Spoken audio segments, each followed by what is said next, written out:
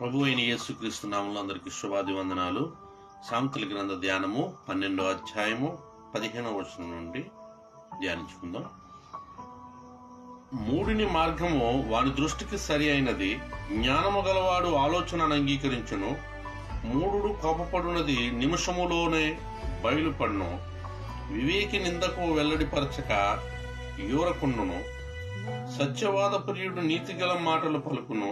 పుటసాక్షి మోసపు మాటలు చెప్పును.